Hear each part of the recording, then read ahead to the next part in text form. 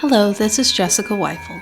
In this video, I will be showing you how to make my breadfruit snowflake. This snowflake pattern is available for free on my website or as part of the Snowfall 2024 In the Forest ebook that is available in my Ravelry and Etsy shops. I will put links to the patterns in the description.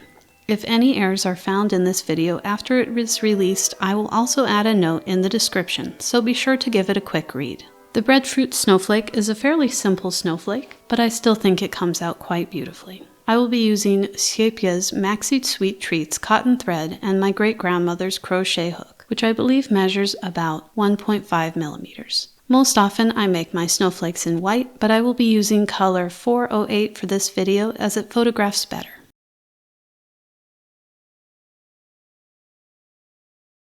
We're going to begin by making a double magic ring. A double magic ring is just like a regular magic ring, except we're going to wrap the yarn around our two fingers twice instead of once. Now insert the hook into the magic ring and pull up a loop. Now we're ready to begin round one. For round one, we're going to start with a 1 chain. This just secures our magic ring. And then we'll make 1 single crochet and 4 chain. This is going to count as our first double treble crochet.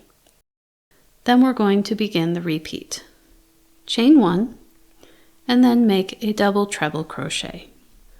We're going to wrap the yarn around our hook 3 times for double treble crochet and complete that double treble crochet. Then we're going to chain 7. 1, 2, 3, 4, 5, 6, 7. And make another double treble crochet into the magic ring.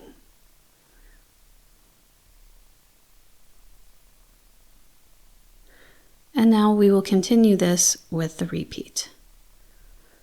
We're going to repeat this 5 more times in total, which will be 6 times overall, omitting the last double treble crochet as that is our starting stitch.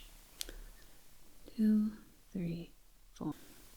Here is round 1 complete. Before we finish off tightening up the magic ring, it's worth double counting to make sure you have the right number of loops, so you don't have to repeat it because you have 7 just like I did. 1, 2, 3, 4, 5, and 6. And there should be 6 pairs of double treble crochets too. 1, 2, 3, 4, 5, 6. Now I'm going to pull up a long loop so that I can more easily tighten up that double magic ring without the hook in my hand. So to tighten up the double ring, we're going to pull on the tail just a little bit, just to see which of the rings is first. The smaller one is first, so we're going to use that to tighten up, or second, so we're going to tighten up the one that is first by pulling on that.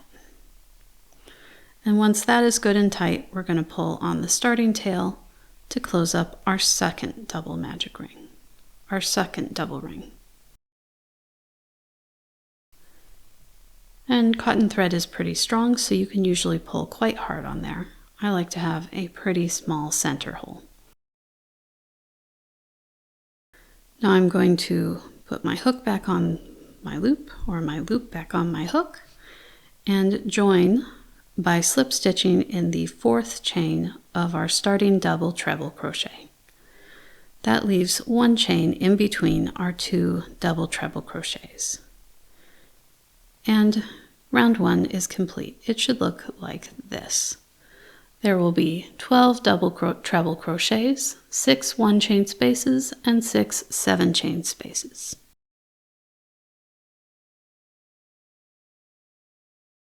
Now we're going to continue to round 2. To start round 2, we are going to slip stitch between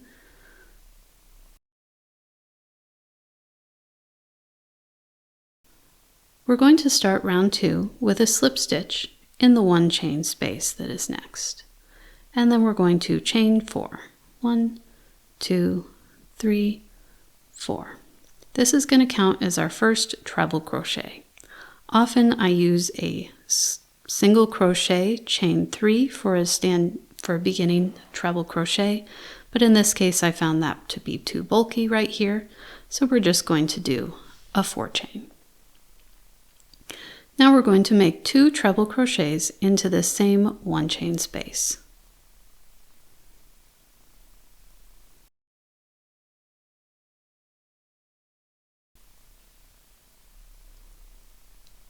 And 2.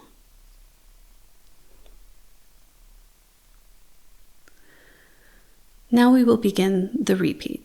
We start by, into this 7 chain space, we're going to make 1 single crochet, chain 2, and another single crochet. Then into our 1 chain space, we're going to make 3 treble crochet. So that's 1,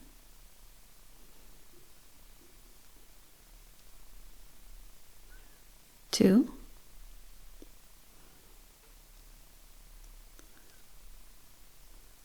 3, chain 7,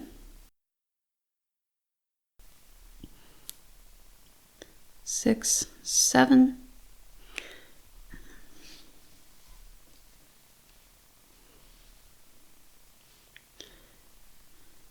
and 3 more treble crochets.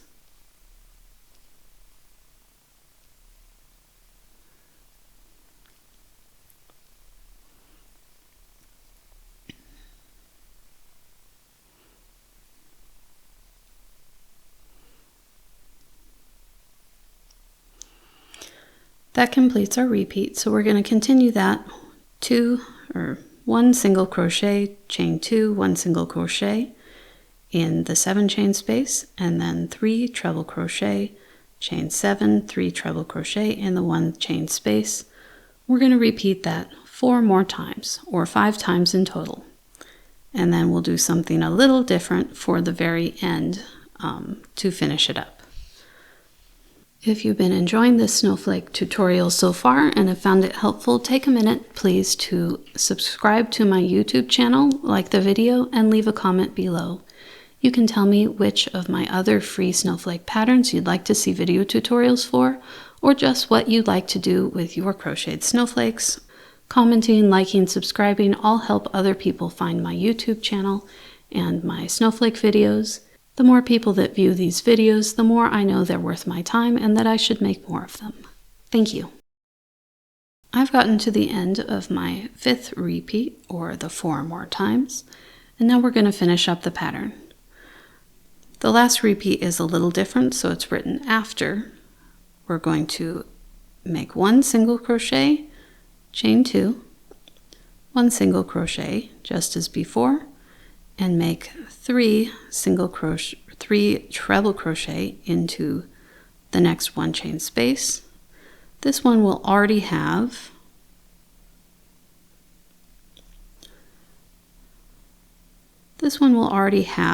our starting stitch and 3 other treble crochets.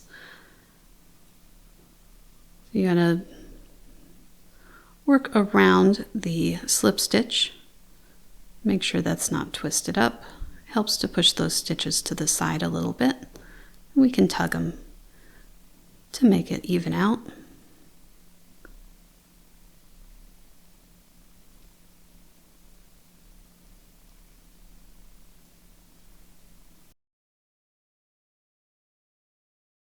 And there's our 3 treble crochets. Now for this last 7 chain space, instead of just making a chain 7, we're going to chain 3, 1, 2, 3, and then we're going to make a treble crochet into the 4th chain of our first treble crochet. So that's right here.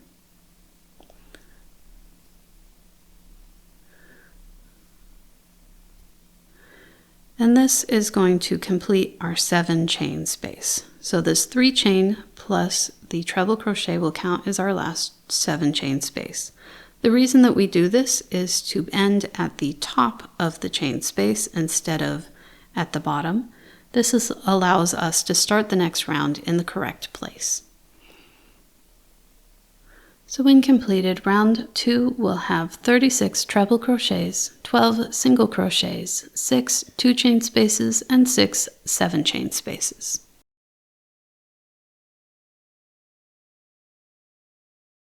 To begin round 3, we're going to make a single crochet around the post of the treble crochet just below. This is the one that counts as 4 chain of the 7 chain space. So we make a single crochet, and then we're going to chain 1. This single crochet and chain 1 is going to count as our first double crochet. Now we're going to make 5 double crochet around the same post. And 3, 4, and 5. Now we'll begin the repeat. We're going to make 2 treble crochet in the next 2 chain space, 1,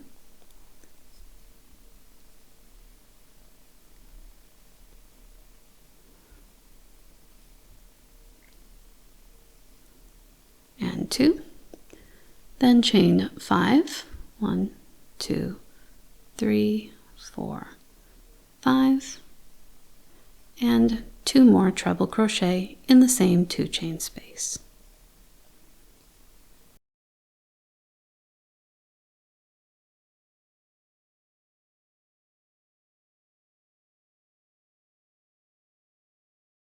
Then into the 7 chain space, we're going to make 6 double crochets, 1, 2,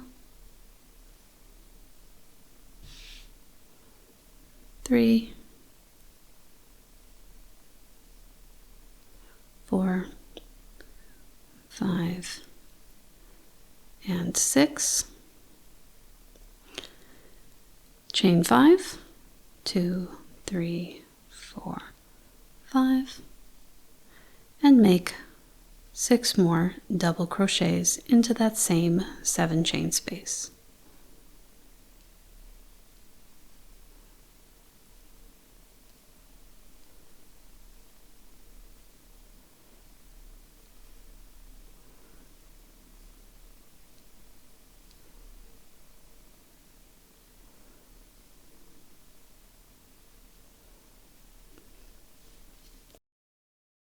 We're going to repeat this 5 more times, or 6 times in total, and on the last repeat you don't need to do the last 6 double crochets as they are already here. So I'm going to finish up these repeats and get back to you for finishing off the snowflake.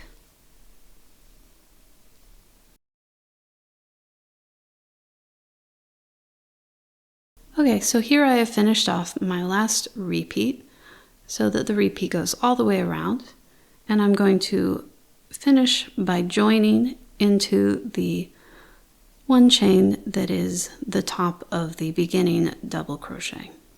So we're going to slip stitch in there, and before we fasten off we should check our stitch count. This snowflake is a little bit ripply until it is stiffened, so it's pretty normal that it's not going to lay perfectly flat. You should have 72 double crochets, 24 treble crochets, and 12 5 chain spaces, or 12 double crochets in each of these loops, 4 treble crochets in each 1 chain space, and a 5 chain space at the top of every point. So I'm going to cut my thread to fasten off. Pull up a long loop, pull out my loop, and then I'm going to sew in the ends. This snowflake is actually pretty easy to sew in the ends, but in general these don't get a huge amount of wear and tear, so you don't have to worry too much about the ends.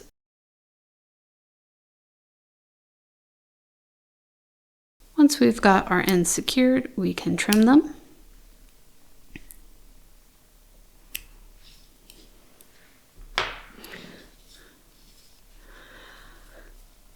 This snowflake is going to be particularly ripply until it is stiffened. Like most of my snowflakes, I recommend stiffening.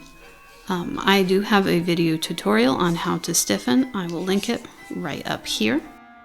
You can also find instructions on my blog and at the end of all of my written patterns in the PDF format. And once this snowflake is stiffened, it looks like this. This is a simple snowflake, but I think the result is really beautiful. And I hope you've enjoyed this video. Thank you very much.